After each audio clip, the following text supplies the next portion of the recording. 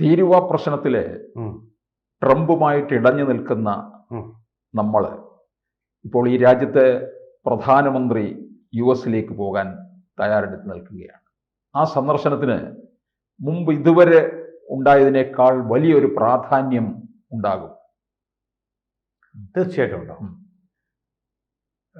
നമ്മൾ സെപ്റ്റംബർ 26-ന് ഐക്യരാഷ്ട്രസഭ ജനറൽ അസംബ്ലിയുടെ ഉച്ചകോടി നടക്കുകയാണ്. ആ ഉച്ചകോടിയിലാണ് ഇന്ത്യയുടെ head of the state of India, republic of India എന്ന് രേഖപ്പെടുത്തിക്കുന്നത്. പേര് വെച്ചിട്ടില്ല. നമ്മുടെ രാഷ്ട്രപതിക്ക് പോവാം, പ്രധാനമന്ത്രിക്ക് പോവാം, അല്ലെങ്കിൽ വിദേശകാര്യമന്ത്രിക്ക്. കഴിഞ്ഞ പ്രാവശ്യം വിദേശകാര്യമന്ത്രിയായിരുന്നു. എല്ലാ വർഷവും ഉള്ളതാണ് ഉച്ചകോടി. ഈ ഉച്ചകോടിയിൽ ഈ പ്രാവശ്യം മോദി തന്നെ പെട്ടെന്ന് തീരുമാനിക്കുക. മോദിക്ക് ഇതിനെ വ്യക്തമായ കാഴ്ചപ്പാടുണ്ട്. ചില കാര്യങ്ങളൊക്കെ അവിടെ പറയാനുണ്ട്. അതുകൂടാതെ അമേരിക്കൻ പ്രസിഡന്റ് ട്രംപിനോടും പറയാനുണ്ട്. ട്രംപ് എന്ന് പറയുന്ന രണ്ടാം ട്രംപ്, ആദ്യത്തെ ട്രംപ് അല്ല, രണ്ടാം ട്രംപ് എന്ന് പറയുന്നത് വെറും ഒരു ട്രംപറ്റാണ്. അത് ശരിക്കും ഒരു പുങ്കനാണ്. എന്ന് പറഞ്ഞാൽ പാകിസ്ഥാൻ പറഞ്ഞു, അയ്യോ ഇദ്ദേഹം മൂലമാണേ ആ യുദ്ധം ഒഴിവായി കിട്ടിയത്, ഇദ്ദേഹമാണ് ഞങ്ങളെ രക്ഷിച്ചതെന്നെല്ലാം പാകിസ്ഥാൻ പറഞ്ഞു. ഇദ്ദേഹത്തിന് വലിയ സന്തോഷം. ഉടനെ അസീം മുനിയോട് പറഞ്ഞ്, അന്ന് കഴിഞ്ഞ പ്രാവശ്യം കഴിച്ചു പോയതല്ലേ മട്ടൻ ബിരിയാണിയൊക്കെ, ഒന്നുകൂടെ വാ, നമുക്ക് ഒന്നുകൂടെ കൂടാം എന്ന്. അസീം മുനീറാണെങ്കിൽ ഭയങ്കര സന്തോഷം. ഇവിടെ മുസ്ലിം സംസ്കാരം എന്നൊക്കെ പറയുന്നുണ്ടല്ലോ, അവിടെ ചെന്നപ്പോൾ അവർക്ക് ഹറാമാണ് മദ്യം. അവിടെ ചെല്ലുമ്പോൾ ഇത് ഇഷ്ടം പോലെ കിട്ടുന്നല്ലോ, ഒന്നാം തരം വീഞ്ഞും മറ്റു മദ്യം. അങ്ങ് സുഖിച്ചു പോയി കൊണ്ടിരിക്കും. അപ്പോൾ അങ്ങനെ വന്നിട്ട് അതുമൊക്കെ കഴിച്ചിട്ടാണ് എല്ലിനിടയിൽ കിടന്ന് ഇത് കുത്തിയപ്പോഴാണ് ഇങ്ങോട്ട് ഇന്ത്യയുമായിട്ട് ഞങ്ങൾ ഇനി ഒരു യുദ്ധം നടത്തും, ഞങ്ങൾ അണുബോംബും എല്ലാം ഉപയോഗിച്ച് വീണ്ടും എന്ന് പറഞ്ഞത്. അപ്പോൾ എനിക്കൊരു സംശയമുള്ള, അസീം മുനീർ പറഞ്ഞു ഇന്ത്യയുമായിട്ട് യുദ്ധം നടത്തിയത് ഇന്ത്യയുടെയും പാകിസ്ഥാൻ്റെയും സംസ്കാരം രണ്ടായതുകൊണ്ടാണ്. അപ്പോൾ ഈ അമേരിക്കയുടെ സംസ്കാരം രണ്ടല്ലേ? നിങ്ങൾക്ക് മദ്യം ഹറാമാണ് ഇസ്ലാം സംസ്കാരം അനുസരിച്ച്. അവിടെ മദ്യം ഹറാമല്ല, ആഹാരത്തിൻ്റെ ഒരു ഭാഗം തന്നെയാണ്. അവിടെ നിശാ ക്ലബ്ബുകളോ പബ്ബുകൾ എല്ലാ സ്ത്രീകളും പോകുന്നുണ്ട്. നിങ്ങൾ സ്ത്രീകൾ സ്കൂളിൽ പോലും പോകുന്നതിന് എതിരായിട്ടുള്ള ആൾക്കാരാണ്. രാഷ്ട്രീയത്തിൽ വന്നതിന് ബേനസീർ ഫോട്ടോയെ നിങ്ങൾ കൊന്നില്ലേ? പച്ചയായിട്ട് കൊന്നില്ലേ?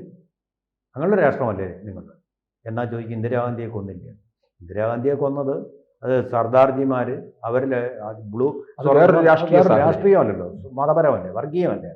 അത് രണ്ടും രണ്ടായിട്ട് തന്നെ കാണും. രാഷ്ട്രീയത്തിൽ വരുന്നതിനെതിരായിരുന്നു നിങ്ങൾ. അങ്ങനെയാണ് അവർ തെരഞ്ഞെടുപ്പ് പ്രചാരണത്തിൽ ഏർപ്പെട്ടുകൊണ്ടിരിക്കുമ്പോൾ തന്നെ അവരെ കൊന്നത്. എന്നിട്ടാണ് ബലാവൽ ഭൂട്ടോ അവരുടെ മകൻ പറയുന്നത്, ഇന്ത്യ സിന്ധു നദിയിൽ അണക്കെട്ട് കെട്ടിയാൽ ഞങ്ങൾ മിസൈലൈസ് ചെയ്ത് തകർക്കും. ഇതൊരു തമാശയാണ് പാകിസ്ഥാൻ നടക്കുന്നത്. എന്നിട്ട് അമേരിക്ക, ഈ നമ്മൾ അതിലേക്ക് പോകണ്ടല്ലോ, പാകിസ്ഥാനുമായിട്ടുള്ള ബന്ധമല്ലല്ലോ നമ്മുടെ വിഷയം. നമുക്ക് ഈ വിഷയത്തിലേക്ക് തിരിച്ചു വന്നു കഴിഞ്ഞാൽ, ഇപ്പം മോദി നോക്കിക്കോളൂ, ഈ ട്രംപിനെ കണ്ട് ഒന്ന് സംസാരിച്ച് ഒന്ന് ചിരിച്ചു കഴിഞ്ഞാൽ വേറെ ഒന്നും വേണ്ട. പാകിസ്ഥാനെ പോലെ കാപട്ടി ഒന്നും പറയണ്ട, പ്രശംസയൊന്നും പറയണ്ട, ഉള്ളത് പറഞ്ഞാൽ മതി.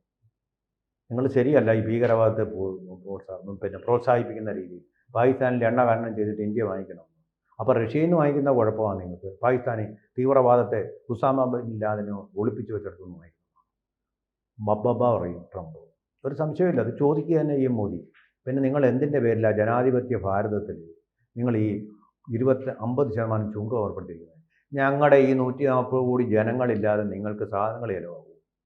നിങ്ങളുടെ കൊക്കക്കോള ഞങ്ങൾ വേണ്ടെന്ന് വയ്ക്കും, ട്രംപിന് മറുപടി ഉണ്ടാവില്ല. പെപ്സി കോള വേണ്ടെന്ന് വയ്ക്കും. നിങ്ങളുടെ ചിക്കിങ് ഞങ്ങൾ വേണ്ടെന്ന് വയ്ക്കും.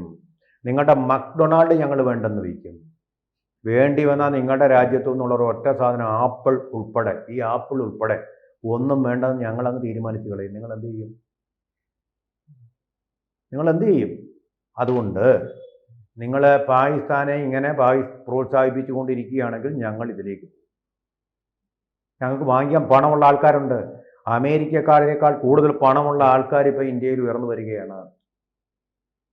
10% പേര് കോടീശ്വരന്മാർ, അമേരിക്കൻ കോടീശ്വരന്മാരെയൊക്കെ ഒരു പണമുള്ളവരുണ്ട്. ലോകത്തിലെ 3ാമത്തെ സാമ്പത്തിക ശക്തിയാവാൻ കാരണം ഈ 10% ആൾക്കാരാണ്.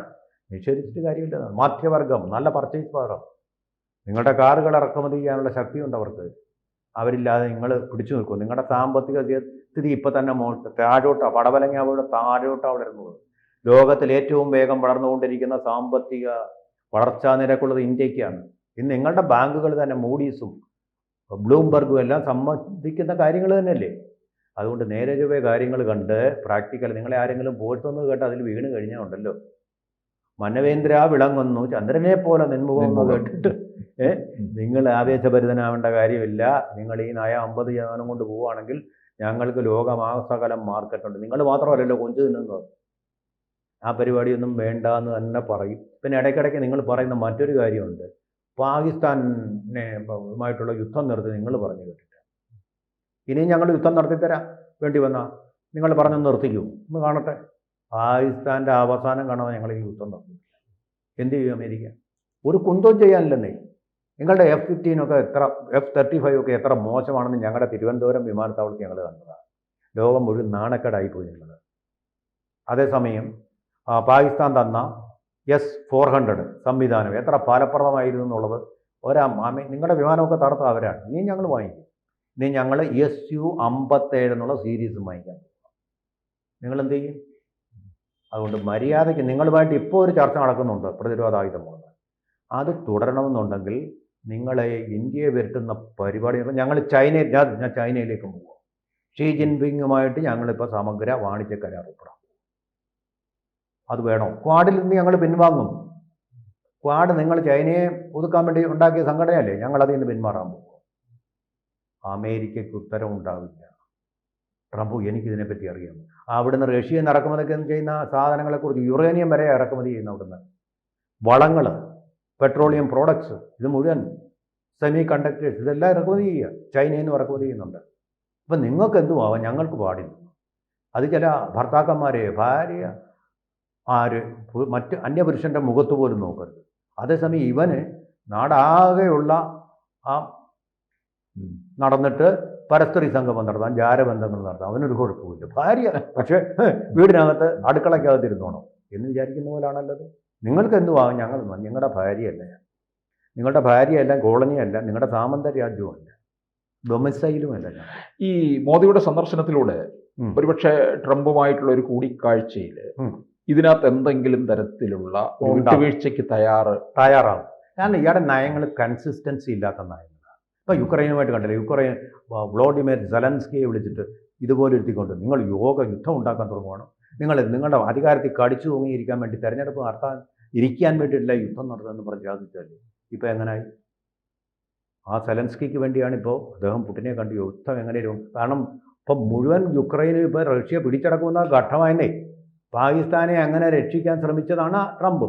ആ കാര്യമാണ് ഇയാൾ ജോർജ് വാൻസിനെ കൊണ്ട് അത് നേരിട്ടല്ല ചർച്ച നടത്തുക. പാകിസ്ഥാനോട് പറഞ്ഞു, പാകിസ്ഥാൻകാർ പറഞ്ഞു അയ്യോ ഞങ്ങളെ ഇപ്പോൾ നശിപ്പിക്കുകയോ രക്ഷിക്കണമെന്ന് പറഞ്ഞു.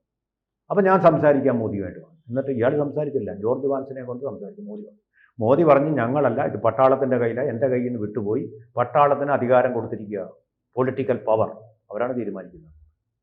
അപ്പം വേണമെങ്കിൽ പാകിസ്ഥാൻ്റെ നിലവിളിക്കുന്ന ഉണ്ടല്ലോ ആർമി കമാൻഡർ, യുദ്ധ കമാൻഡർ, വാർ കമാൻഡർ, അദ്ദേഹം ഇന്ത്യയുമായിട്ട് സംസാരിക്കട്ടെ.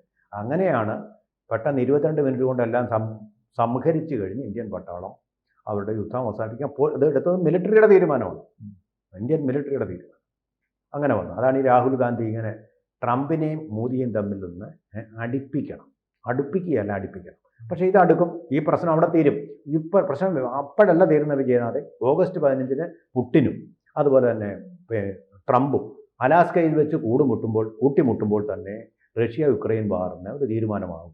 ആ തീരുമാനം കഴിഞ്ഞാൽ 25% ആദ്യം തന്നെ പിൻവലിക്കും. അത് കഴിഞ്ഞ് മോദിയുമായിട്ട് കൂടിക്കാഴ്ച നടത്തുമ്പോൾ തീരുമാനം മുഴുവനായിട്ട് പിൻവലിക്കില്ല. ബാക്കിയുള്ള 25%-ൽ ഈ 25% നമുക്ക് പിടിച്ചു നിൽക്കാവുന്നേ ഉള്ളൂ. അതൊരു 19%-ആയിട്ടോ ചൈനയ്ക്കുള്ളതുപോലെ മാറ്റി ഈ പ്രശ്നം അങ്ങ് തീരും. ഇത് വെച്ച് മുതലെടുക്കാമെന്ന് രാഹുൽ ഗാന്ധിയും വിചാരിക്കേണ്ട, പാകിസ്ഥാനും വിചാരിക്കേണ്ട. 100% നോക്കിക്കോ. ഇതാണ് സംഭവിക്കുന്നത്. കൂടുതൽ വാർത്തകളും വിശേഷങ്ങളും നിങ്ങളിലേക്ക് എത്താൻ ABC മലയാളം സബ്സ്ക്രൈബ് ചെയ്യുക, ബെൽ ബട്ടണും അമർത്തുക.